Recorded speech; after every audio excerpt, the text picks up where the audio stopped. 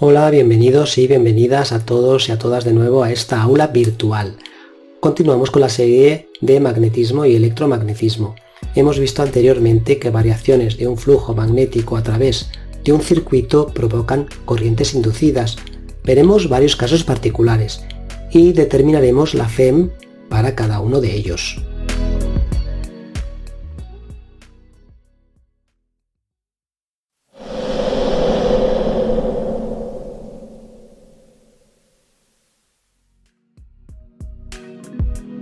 Como ya sabemos, los campos electromagnéticos producen fuerzas sobre cargas y sobre corrientes eléctricas. Entre las muchas aplicaciones del electromagnetismo están el motor eléctrico, los aparatos de medida de corriente o incluso los aceleradores de partículas utilizados en física nuclear.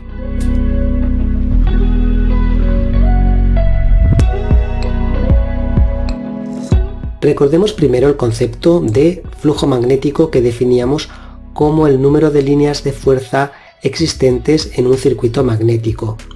En un campo magnético uniforme, la densidad de flujo que atraviesa una superficie plana perpendicular a las líneas de fuerza vale B, módulo del vector campo magnético por S, módulo del vector superficie.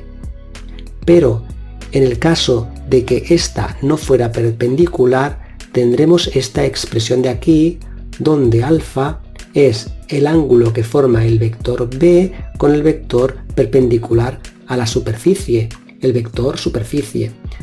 Si esta superficie es perpendicular, coseno de alfa será coseno de 0 y el flujo será máximo. Mientras que si la superficie es paralela a las líneas de campo, el vector superficie formará con estas un ángulo de 90 grados y el flujo por tanto será 0, como también puede apreciarse aquí visualmente. No hay ninguna línea de campo que atraviese la superficie.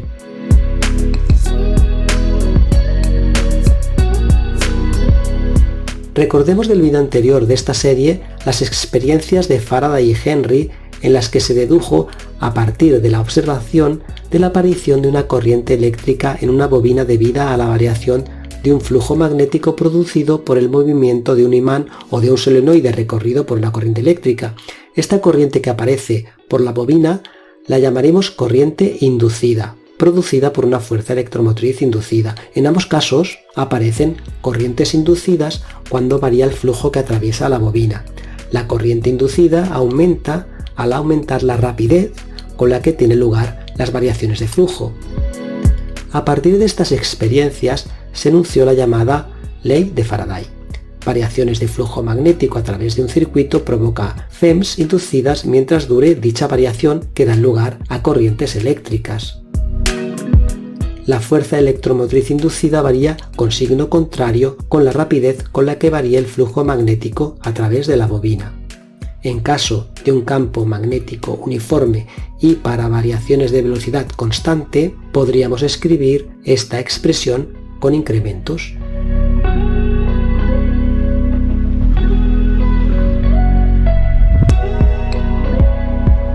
Entonces, variaciones de flujo a través de un circuito crean corrientes inducidas. Dichas variaciones de flujo son debidas a las variaciones de un campo magnético, dependiendo de las líneas de campo que corte el circuito.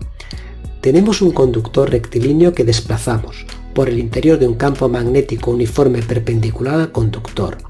El conductor, durante su movimiento, corta las líneas de campo. Eso genera una corriente en el conductor debido a la fuerza generada por el campo magnético sobre los electrones del conductor.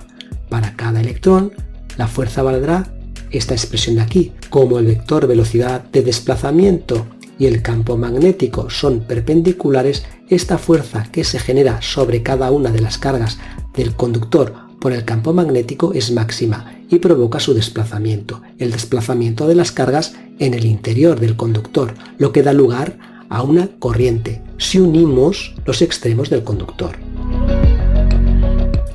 La fuerza electromotriz se define como el trabajo realizado por unidad de carga que se desplaza por el conductor. Ese trabajo debe de coincidir con el trabajo que hemos realizado para desplazar el conductor a través del campo magnético. Por la ley de la conservación de la energía, energía para mover el conductor se convierte en energía empleada para mover las cargas dentro de este, es decir, energía eléctrica. Este movimiento de cargas es la denominada FEM inducida, que a su vez genera una corriente inducida.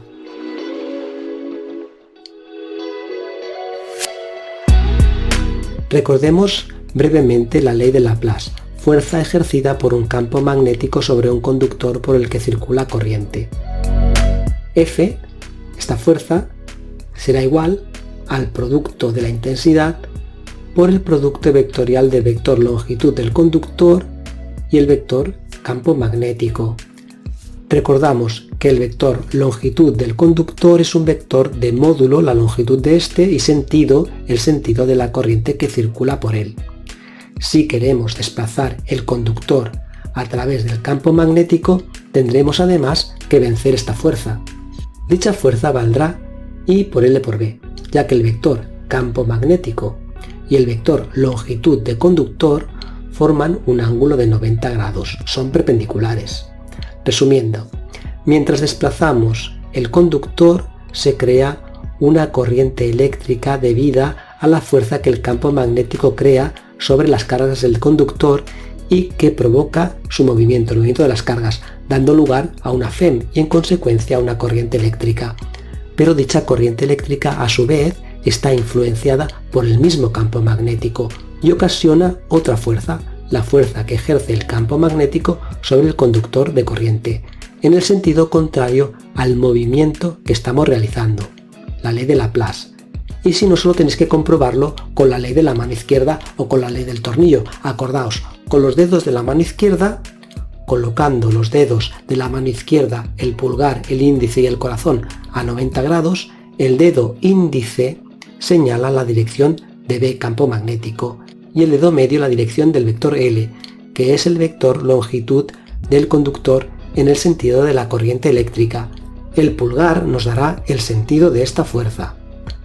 Vale, pues bien, cuando nosotros movemos el conductor, supongamos que lo hacemos a una velocidad constante. La distancia recorrida por el conductor en un determinado incremento de tiempo valdrá esta expresión de aquí. ¿Vale? La distancia es la velocidad por el incremento de tiempo. El trabajo que hemos realizado para desplazar el conductor lo haremos contra esta fuerza, contra la fuerza de la ley de Lenz. Entonces, sustituyendo en el trabajo, ¿vale?, tanto la expresión de Lenz como la variación del incremento de distancia nos dará esta expresión. La intensidad equivale a la cantidad de carga que atraviesa una sección de conductor por unidad de tiempo. ¿Vale? Despejando la carga nos queda esto de aquí. Y sustituyendo en nuestra expresión del trabajo, obtenemos esta otra expresión. Sabemos por otra parte que la FEM la definimos como el trabajo que se ejerce sobre cada unidad de carga, con lo que es posible entonces calcular la FEM generada en el conductor de longitud L por el campo magnético cuando éste se desplaza por él a una velocidad v. Recordemos que solo se genera FEM mientras el conductor esté desplazándose, mientras lo haga a una velocidad v. Si no se desplaza, v es igual a 0 y por lo tanto la FEM también será 0.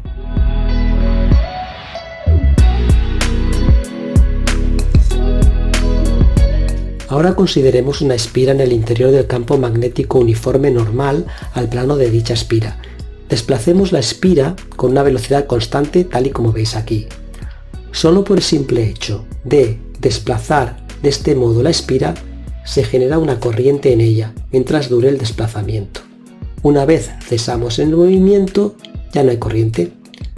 Calculemos la FEM que ocasiona este paso de corriente mientras desplazamos la espira. La superficie de la espira S, ¿vale?, es igual a L por A, siendo L esta longitud de aquí y A esta otra longitud. Vamos desplazando la espira y el área de la espira en contacto con las líneas de campo es cada vez más pequeña. A medida que sacamos la espira de la influencia de las líneas de campo, la superficie disminuye a la velocidad a la que disminuye la longitud A en el interior del campo. Definíamos el campo magnético como la variación de flujo magnético por unidad de área. Una variación de flujo debido a la variación del área de la espira es esta expresión. Por definición tenemos que variación de flujo vale módulo del vector B, campo magnético, por el módulo del vector superficie. Pero este vector superficie lo expresamos como incremento de S porque es una variación de superficie que va variando a medida que sacamos la espira del campo magnético, por el coseno de alfa, siendo alfa el ángulo entre el vector superficie y el vector campo magnético. Al ser este de 0 grados, el flujo es máximo, coseno de alfa es igual a 1. El vector superficie sería un vector en la misma dirección y sentido que B. Ese vector superficie variaría a medida que extraemos la espira, siendo cada vez menor. La variación de la superficie de la espira en el interior del campo magnético implica una variación de la longitud de A. La superficie disminuye a medida que lo hace la longitud A. ¿Vale? El incremento es negativo. La variación de flujo magnético irá disminuyendo, por tanto así. Hemos sustituido incremento de S por esta expresión, pero con signo negativo, porque incremento de A es cada vez más pequeño a medida que sacamos el área de la espira fuera de la influencia del campo. La FEM es la variación de flujo por unidad de tiempo, según habíamos definido al principio. Sustituyendo el valor del incremento de flujo, ¿vale? Nos queda así. E incremento de la longitud A entre incremento de T nos da la velocidad a la que la espira sale de la influencia del campo magnético. En consecuencia, la FEM generada tiene esta expresión. Por tanto, este será el valor de la FEM inducida en una espira al realizar este movimiento. L es la longitud de este extremo de la espira y V la velocidad a la que extraemos la espira. Este es el valor de la FEM inducida en la espira al desplazarse de esta forma a través del campo magnético. Veremos a continuación la FEM inducida en una espira que sufre un movimiento de rotación en el interior de un campo magnético. Pero antes, si crees que este vídeo te ayuda en algo, pues ¿por qué no le das un like y lo compartes con alguien? Venga, anda, así me ayudas a seguir creando contenido. Está ahí abajo, el pulgar hacia arriba, y tardas un segundo en hacer clic. Por cierto, deja también un comentario si quieres sobre qué te ha parecido el vídeo y sobre qué te gustaría ver. Venga, seguimos.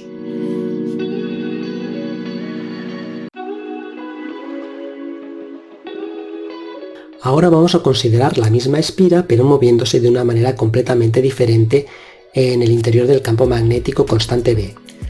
Si la espira realiza un movimiento de rotación alrededor de su eje a una velocidad constante, tal y como vemos aquí en la figura, también está teniendo lugar una variación de flujo que atraviesa su superficie.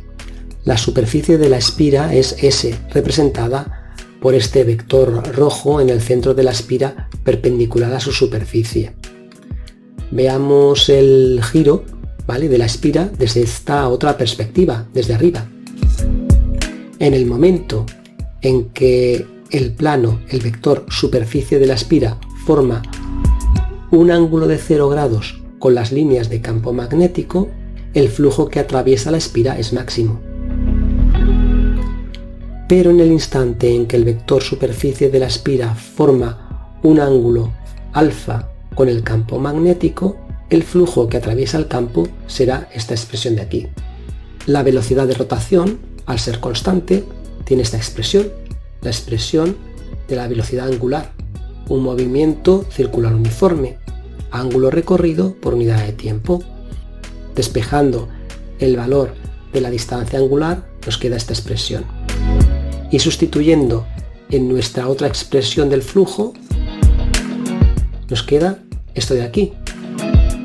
La variación de flujo por unidad de tiempo nos dará la FEM inducida en esta bobina. Si en lugar de incrementos consideramos variaciones infinitesimales, derivaríamos esta expresión anterior frente al tiempo y obtendríamos el valor de la FEM. Fem inducida en la espira. Se trata de una función senoidal. La Fem generada por la bobina en el interior del campo magnético al realizar este movimiento de rotación es una señal senoidal. Y si en lugar de una sola espira tuviéramos n espiras superpuestas, la Fem inducida total sería la misma expresión multiplicada por el número total de espiras. Si omega por t es 90, el valor de la Fem es máximo, porque seno de 90 grados es 1. Si Fem máxima vale n por omega por s y por b, la expresión de la Fem inducida quedará así. Entonces, cuando tengamos la superficie de la bobina colocada completamente perpendicular a las líneas de campo, el vector superficie y el vector campo magnético serán paralelos y en consecuencia la Fem será 0.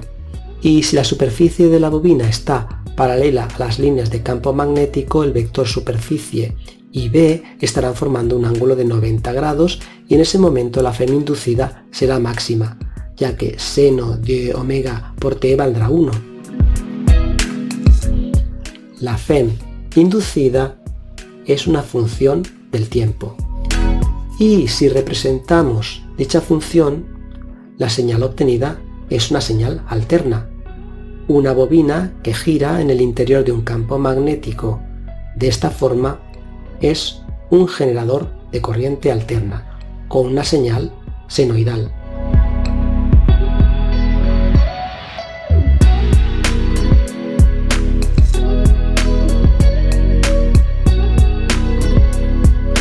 A partir del estudio de estos fenómenos, el físico alemán Heinrich Lenz dedujo en 1834 la siguiente ley a la que se le dio su nombre, la ley de Lenz.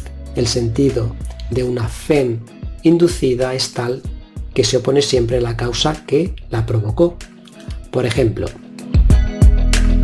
la Fem producida por el movimiento de un conductor en el interior de un campo magnético se opone a este movimiento creando una corriente de sentido tal que la fuerza magnética que actúa sobre la corriente producida se opone al movimiento del conductor.